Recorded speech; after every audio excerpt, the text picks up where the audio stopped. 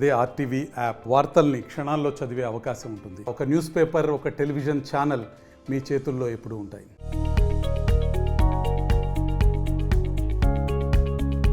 ప్రపంచంలో ప్రతి గుండె వెనుక ఒక ప్రేమ కథ దాగి ఉంటుంది.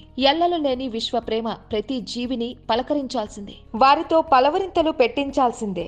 సామాన్యుల నుంచి దేశాలని ఏలే ప్రధానులు, ప్రెసిడెంట్ల వరకు అందరూ ప్రేమ సముద్రంలో ఎప్పుడో ఒకసారి మునిగిన వాళ్లే. అలాంటి వారిలో తెలంగాణ డిప్యూటీ సీఎం మల్లు భట్టి విక్రమార్క కూడా ఉన్నారు. చాలా సీరియస్ గా ఉంటూ ఎంతో మృదువుగా మాట్లాడే నాయకుల్లో ముందు వరుసలో ఉంటారు తెలంగాణ డిప్యూటీ సీఎం మల్లు భట్టి విక్రమార్క. ప్రత్యర్థులపై తిట్ల వర్షం కురిపించడమే పాలిటిక్స్ అనుకునే నేటితరం రాజకీయ నాయకుల్లో ఇలాంటి వాళ్ళు కూడా ఉంటారా అనిపించేలా ఉంటుంది ఆయన తీరు. అంతటి నెమ్మదైన నాయకుడి జీవితంలో ఓ ప్రేమ కథ ఉంది. ప్రేమించిన వ్యక్తినే పెళ్లి చేసుకున్నారు భట్టి విక్రమార్క.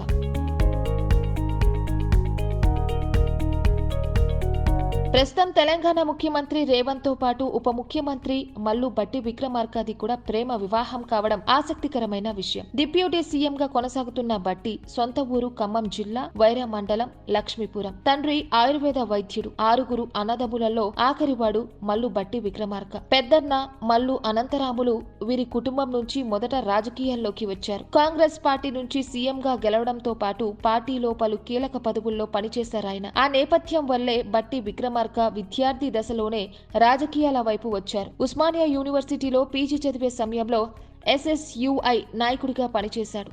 అప్పుడే నందినితో పరిచయం అయింది ఆయనకి.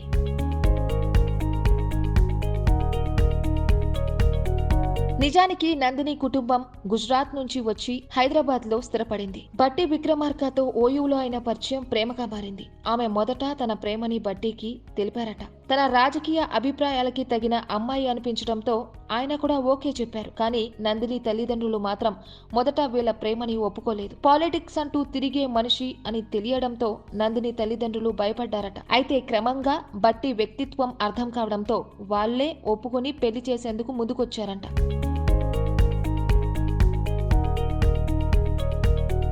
వివాహం తర్వాత భట్టి విక్రమార్క రాజకీయ జీవితానికి చేదోడుగా నిలిచారామె. ఆయనతో పాటు ఎన్నోసార్లు ఎన్నికల ప్రచారంలో పాల్గొన్నారు నందిని. అలాగే ఆయన పాదయాత్ర చేసిన సమయంలోనూ వెన్నంటూ ఉన్నారు. ప్రస్తుతం నందిని కూడా ఎన్నికల బరిలో దిగబోతున్నారు. ఇప్పటికే ఖమ్మం ఎంపీ సీటు కోసం దరఖాస్తు కూడా చేశారు. ఆమె బరిలో దిగి గెలిస్తే వీరి ప్రేమ పొలిటికల్ గాను పెద్ద సక్సెస్ అయిందని అనుకోవచ్చు. For more updates keep watching RTV.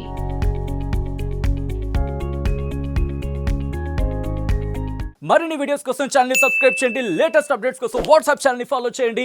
And link description లో ఉంది.